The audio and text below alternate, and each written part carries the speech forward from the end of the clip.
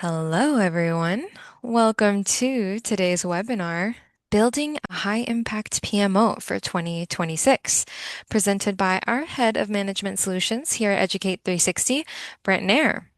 My name is Mariela Salinas, and I will be assisting and moderating today's session.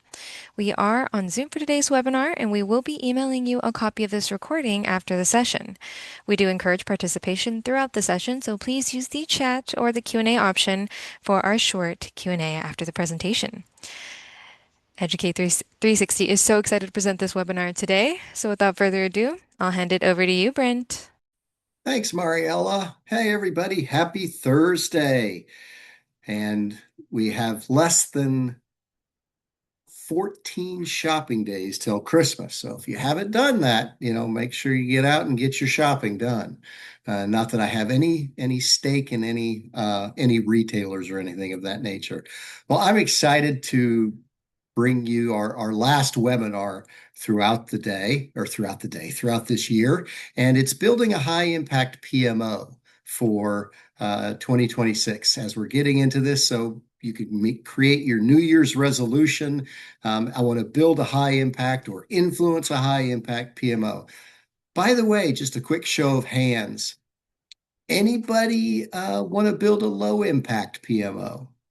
Just curious. Usually not. So most people don't.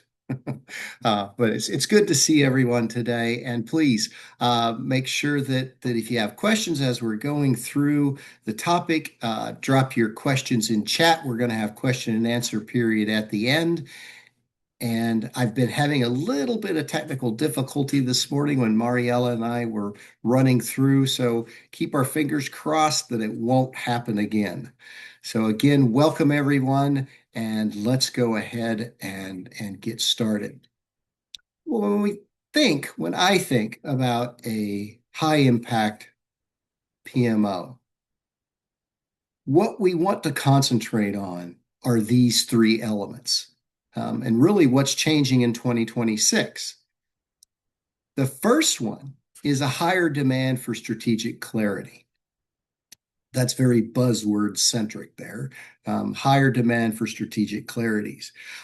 Quick show of hands, you put them up in chat. How many of you have ever been part of a PMO or even have ever run a project or been the lead for a project where you had no idea why we were doing this project? How did it attach or how did it support our vision and mission? I've got one so far. Marcia says she has. So if you have, I'm just curious. Thanks, Gracine. It's good to see you, or at least your hand. So it's the strategic clarity. What that means is we want to make sure that we, as the PMO, as well as our project managers, understand and know the reason why we're doing this and how this project supports our foundational mission or vision.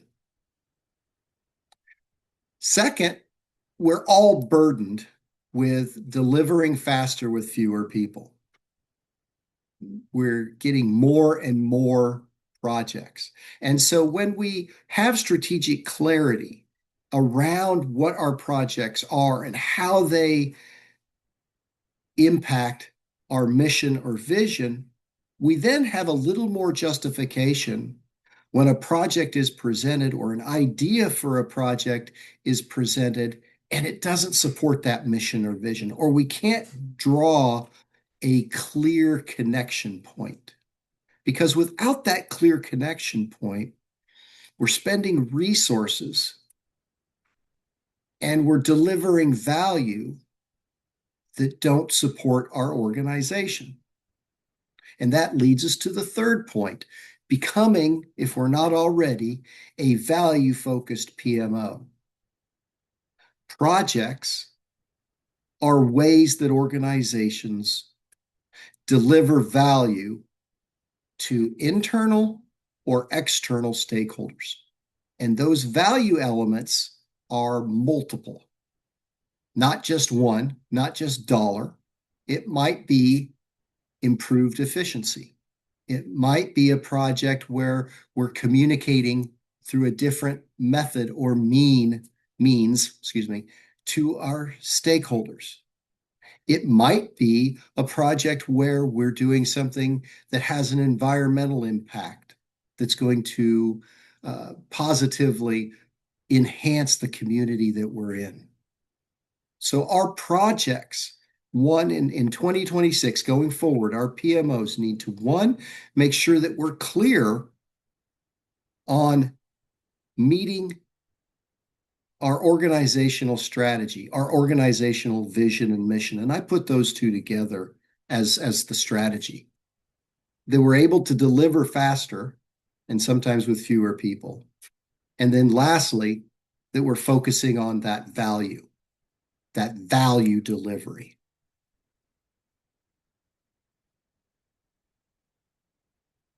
So I've got kind of a poll, and what I'd like you to do is drop your answers in chat. What do you think, or what do you see as your PMO's most significant challenges in 2026? And they might be a continuation of challenges that you've faced in 2025. But go ahead and start dropping your answers in chat. Mariella, next time we need to get that Jeopardy music, I think, that we play when we want the answers.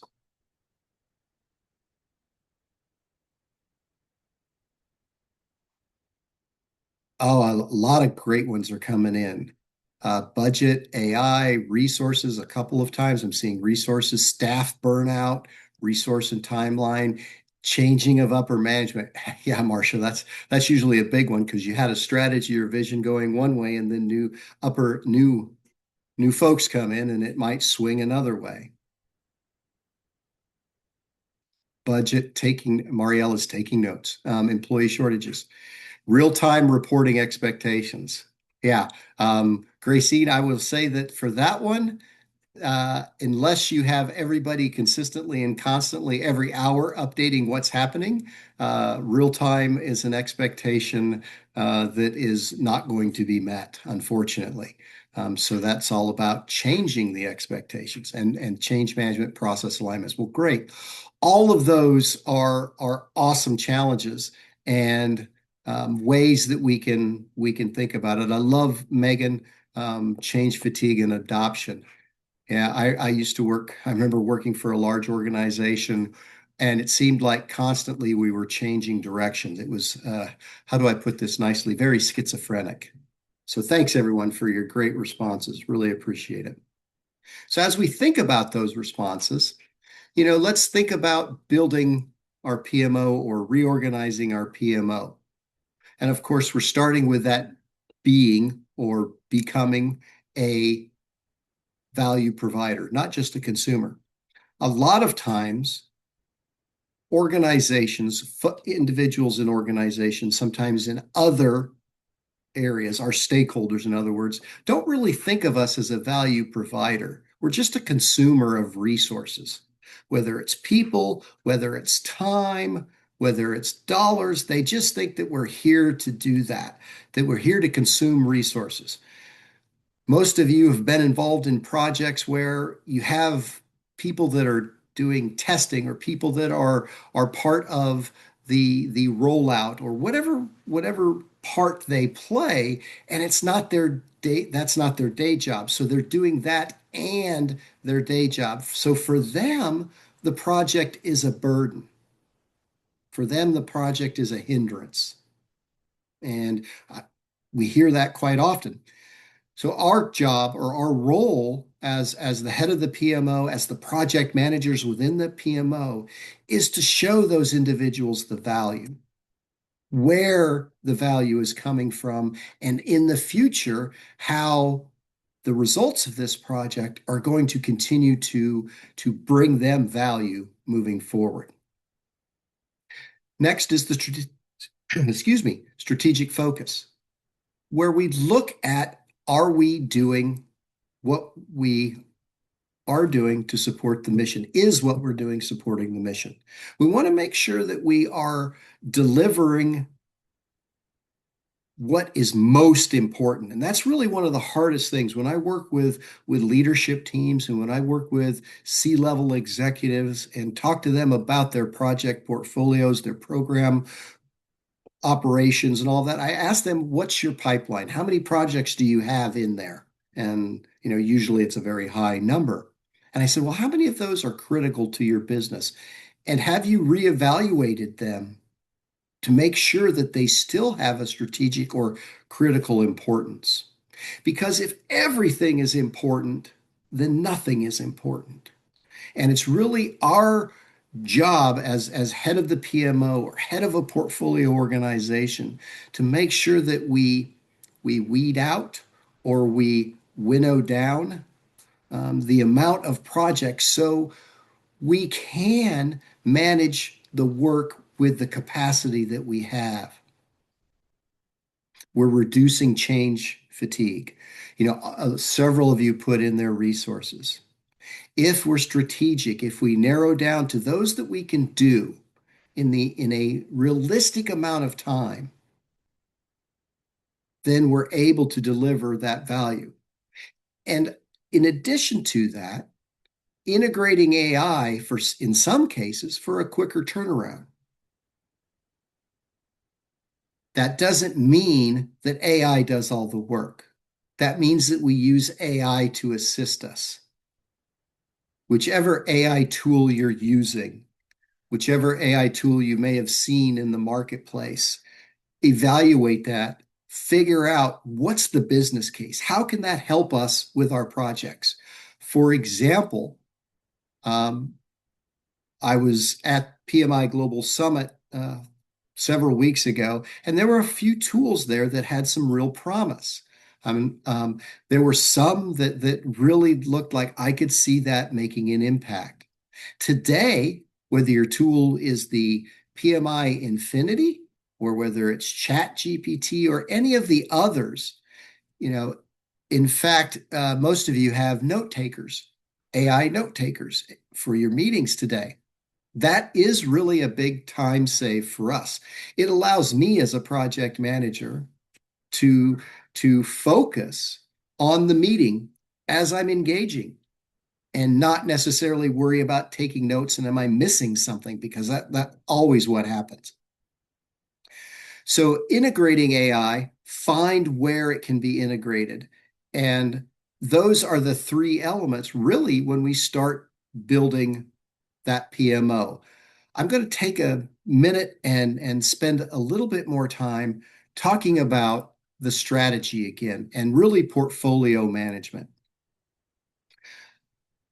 Organizations, depending upon their size, usually have projects, and those projects feed into programs, and those programs feed into portfolios. Those portfolios are usually around a business unit or an organization's how do I want to put this? An organization's maybe it's their sales side or something. So it's still business unit focus. But what we want to do with this is we want to make sure that we think about from a portfolio that it's the same process. It's as we're doing in the program. And that's the strategy. Are we aligned strategically? In this case, we're looking really at the revenue. So we're tying our funding to outcomes. So if a project is ongoing and something changes, whether it's legal or some other outside constraint, change the focus of the project, and now that project is no longer going to be able to provide the return on invested or the expected monetary value that we planned, we may want to consider cutting that project. That's a hard decision for people to make because we've invested time, we've invested resources. Maybe we have reputational investment saying, hey, we were going to do this. Well, sometimes it might be better to come out and say, you know what, we're going to cancel this project or cancel this program. So we want to think about that. And that then leads us to the focused work, which we've already talked about. Keeping that focus on what's important, tying that back to our strategic values, mission, vision, whatever we want to say. So I hope you all are seeing the theme that's around here. In order to be a value-based PMO, we need to make sure that one, we start with knowing those values, those strategic goals, OKRs, whatever we want to call them, as well as our vision and mission. So one more drop your answers in chat poll again coming up. So how would you describe your PMO's maturity? So we'll say low, meaning we have a PMO. Medium, we have a PMO and they are organized and providing guidance. And three, high, we have a well orchestrated PMO that ties our efforts to strategy. We show value. Just curious out there how many we have. Great, Dominic. Quite a few lows so far, low to medium. And that's okay. There is no, this is not a judgment. We are a judgment zone free webinar here. And I appreciate those, you putting in, where you believe you are. And that helps you thinking about, okay, if our PMO is on the low end of the spectrum, of course we can't do everything at once. And we may want to think about doing a crawl, walk, run. How do we get from the crawl phase to the run phase? Well, we have to walk for a while. And in this case, we figure out, well, what it is that we need to do. Let's look at what processes or what things, quote unquote, do we not have in place. Thank you all for your participation. So as we run or as we create moving into that to run a value office, we are consistently asking ourselves the question, are we creating value? Is what we're doing creating value? Do we have too much bureaucracy? Do we have too many feedback loops? Do we have too many of anything? That's always the first question to ask. Score our work. Is our work bringing value? Yes, no. Simple Likert scale, 1, 3, and 5. We throw out 2 and 4 because, they're always for sitting on the fence, not giving us a real answer. Ask our customers, are we providing value? It's hard to ask people, are we providing value? And be ready to take the responses. Sometimes we're not ready to take the responses. And with that, we want to develop some evidence-based governance. So if we're asking these questions, we want to be able to show our work. That leads us into lightweight metrics. How many of you have dashboards today or information radiators that show the statuses of your projects, high level, are they on target, not on target, etc.? Love dashboards. Yes, I think so. Brandy says a lot of dashboards. Do you have information overload there, Brandy? That might be the case too. Yeah, so many dashboards, people don't know where to go. Simplify your dashboards. I love, I'm a little Tolkien nerd, so the one ring to rule them all might be the best. Yeah, lots of colors. Be careful though, we may have individuals that have an issue seeing gradients of colors. So be careful of that. And use the kill switch.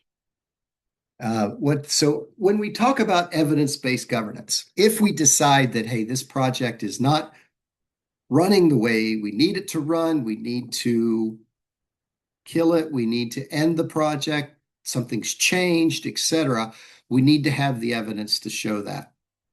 If our project is not recoverable, we need to be able to say, I'm sorry, it's time to go.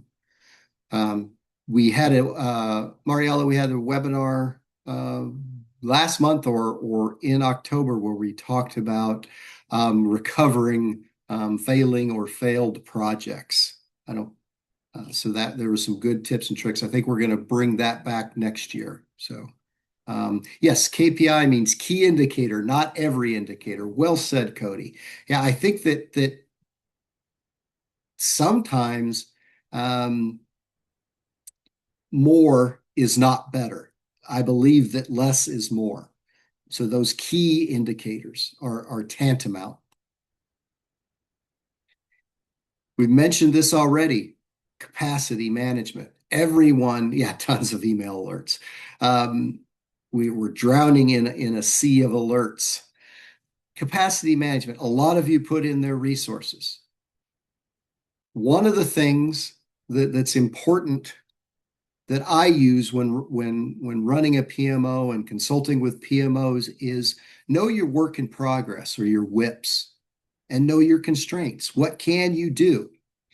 If your boss comes to you and says, "Hey, I need you to start this new project," it's because the board chairman said, "Hey, we need to do this." He was sitting next to somebody or she was sitting next to somebody on a plane and gave him a great idea. My first response is yes, and I'm going to need more people, and I'm going to need more money.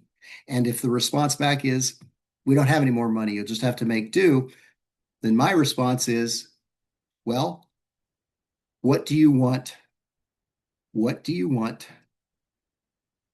that we stop? What do you want us to remove? What project do you want us to put in cryo freeze? Look at your 90-day capacity, 3-month capacity. What can you do realistically? What can you accomplish? What can be done realistically in 90 days? Use that as your model. For us, we don't stop anything. I empathize with you very much and some sympathy as well. So how do you start that 90, 200? Oh my, there's a blessing, Brandy. How do you start that 90-day action plan? So first off, you've got to define your PMO. So how do you do that? Make sure that everyone is aligned around value. Make sure that we know that we're creating value. That's our goal. Rebuild your project intake status or process, excuse me, not status. Rebuild your project intake process. Have business cases, have business justifications before you implement, before you begin. Have someone other than you review that. Have a governance board, have a intake board, however you want to follow it. Yes, Brenda, the DMAIC process from Lean Six Sigma. Rebuild your intake process so it is a help. And then make sure you create your simple benefits tracker. Thanks. Thanks for the takeaways, Mario. And with that, we have about 5 minutes left. So I would like to go ahead and open up for questions and see how we can help them. And keep in mind, of course, that here at Educate 360, we can help you with everything from consulting, education, and coaching. We also can, provide that education process with your teams. Here's the link where you can reach out to us. Questions. I wanted to give you all time to ask questions. Let's see what we've got. Absolutely, Brent. I'll go ahead and give our audience a minute or two to drop any questions they have or any comments, concerns, anything at all. I also went ahead and dropped a link to our resource center. So anything you want to learn a little bit more about from Project Management Academy will be compiled there. all for you. I also wanted to remind anybody in the audience that if they miss out on any part of this session, we will be sharing a recording with all of you via email after the webinar. And if All I'm right. not mistaken, for those of you that have your PMP, you can use this as a 30-minute webinar for PMP. This is under ways of working. Correct. Yeah, this counts for half a PDU. So Yep, yeah, half a point five. PDU. Yeah, which Point is five. a quick little point five on all of your amazing laundry list, I'm sure, of all your learning materials you have for the year, because I know PMs never stop learning, which is amazing. And we got a couple of thank yous. Yep, you're So, welcome. of course, of any time we Our can pleasure. We love it. 100%. I know that going into 2026, a lot of these pain points that they mentioned in the chat are definitely something I think we're gonna all look out for 2026 and beyond. So thanks everyone for your engagement. Yeah, learning the language is not easy, Brenda. We couldn't agree Yes, more.